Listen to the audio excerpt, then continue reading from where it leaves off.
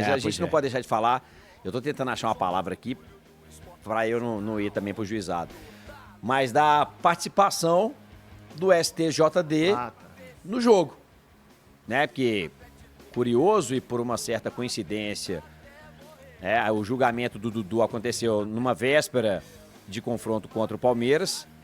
Curioso ou por coincidência, o presidente do STJD, o Luiz Otávio Noronha, ele sequer apreciou o pedido de efeito suspensivo do Atlético, isso aí que eu queria falar. que geralmente é feito em um prazo de 24 a 48 horas. Quando é o Flamengo pedindo, até em 6 horas eles dão a resposta do efeito suspensivo para ignorar ali a possibilidade do Dudu entrar em campo.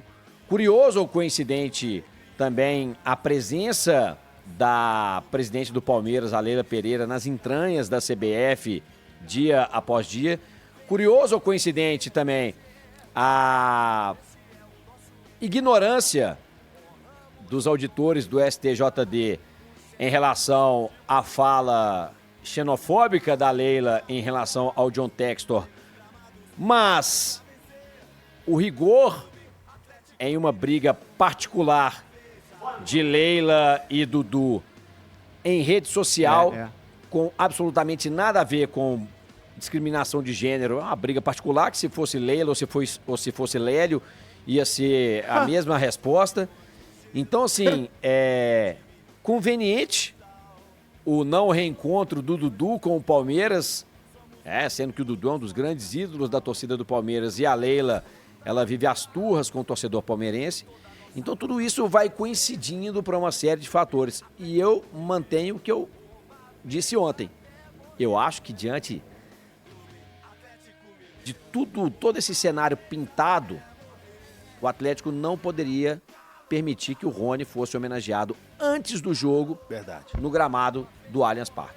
Porque o Atlético é o seguinte, passaram a mão no meu rego e eu fui lá e baixei mais ainda as carçolas pro pessoal passar mais a mão. Foi isso que o Atlético fez. Essa questão do Dudu aí, realmente, eu não concordo, cara. Fora do contexto do futebol, foi em rede social, Adroaldo.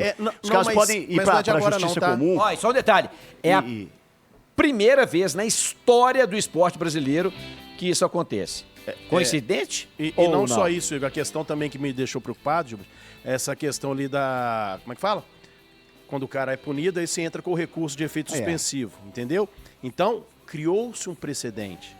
E se acontecer um Cruzeiro, uma final, num jogo importante, o Atlético num jogo importante, precisar de novo, e os caras vão fazer vistas grossas, como fizeram?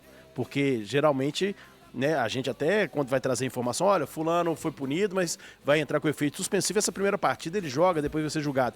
Em relação ao Judas, aquela vez que a gente estava fazendo com ele uma entrevista ao vivo lá na Toca da Raposa 2, que ele saiu, até vocês brincaram, falando que ele estava indo fazer totô, na verdade, já era daquela época essa questão da Leila.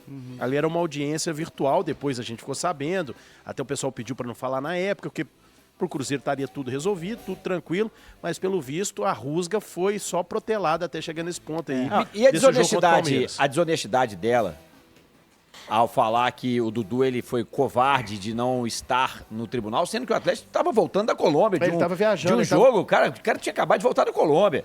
Cara, loucura. E pra mim, desonestidade intelectual. Acho que os advogados do Atlético foram juvenis, juninhos, incompetentes, inábeis, completamente ineptos para poder Gilberto Campos fazer a defesa do Dudu. Nenhum idiota. Mas ainda tem tempo, né? Porque são 6 jogos. Nenhum idiota aceitaria que VTNC vir trabalhar no Cruzeiro. Então usar isso na defesa é de uma idiotice enorme. Isso foi usado, não foi? Mas, gente, de qualquer forma, o Dudu tinha que ter batido no peito e falou, xinguei, o meu problema é meu com ela e não tem nada a ver com o fato dela ser mulher. Se fosse homem e tivesse feito a mesma covardia que fez comigo, eu teria feito o mesmo xingamento e pronto, segue o jogo. Tira uma dúvida aqui pra mim. A Leila acionou o STJD, foi isso? Sim. Aí ele foi provocado e acabou tomando. Né? Agora, o Textor, ele não acionou a Leila, certo? Não, mas a auditora do STJD, ela manifestou. Inclusive, tem fotos das advogadas da Leila, com os advogados da auditora do STJD. Então, assim, Milton? Não, só para saber. Nada justifica, né? O importante é dizer... Mas foi criado um precedente perigoso. Eu também acho. Mas a questão é totalmente alheia, fora do futebol, e deveria ser resolvida. Que seja na justiça comum. É isso. Não na parte Agora, desportiva. são 6 jogos. O prejuízo se iniciou no jogo contra o Palmeiras. O Atlético não pode... mas agora esperar. vai apreciar o efeito suspensivo, né? Pois é. Depois que já foi? Depois que a vaca deitou? Mas tudo bem, mas o negócio era o pior, jogo do Palmeiras lá no Allianz. Tem o Flamengo, daqui a pouco tem Copa do Brasil. Tá, mas agora eles vão dar o efeito suspensivo. E aí eu te pergunto, Gilbert, o jogador dá uma zoada no outro, uma final, alguma coisa, o cara chega lá e faz um vídeo na rede social dele. Ô, fulano, vai... E por aí vai. Isso também vai servir pra isso? Não tem jeito. Eu achei ridículo, cara, porque eu não entendi por que a justiça desportiva tá julgando um cara que ofendeu uma pessoa numa rede social dela. Essa questão tem que ser resolvida para mim por um processo de injúria. Não tem porra nenhuma a ver com futebol, não tem nada a ver com justiça desportiva. Ele não tem que ser punido em campo. Ele que pega uma multa lá de não sei quantos R$1.000 que ele deu que ele vai dar para Leila e tal. Agora, o que a justiça desportiva tem a ver com isso? Qual que foi o ato cometido dentro de campo de futebol? Não tem nada a ver uma coisa com outra. Quer dizer que se 2 pessoas do esporte saírem na porrada na rua, em vez de ir para a cadeia, eles vão responder na justiça desportiva? Eles se ofenderam, eles trocaram farpa lá fora do futebol, fora do campo. De modo que eu acho que isso é uma decisão completamente idiota, que abre um precedente perigoso para que qualquer problema que você tenha ligado a qualquer pessoa do futebol caia na justiça esportiva. Meu irmão, o cara falou um negócio lá para a mulher que não devia e tem que responder por isso criminalmente, como se responde quando você ofende alguém. Isso aí. Não tem a ver com futebol isso. Eu acho uma idiotice isso, mas... falando aí... Né, os caras gostam pra cacete de aparecer, né? Pega um caso desse, adora pra aparecer, né? E aí... E falando em idiotice, né? Não aconteceu a mesma coisa quando a Leila chamou o John Textor de idiota, né? Então, assim, cadê a xenofobia? Então, assim, vão lacrar em tudo, né? Ou vai querer lacrar em só no que é conveniente, nas entranhas ali do STJD e da CBF. Aí não dá, né?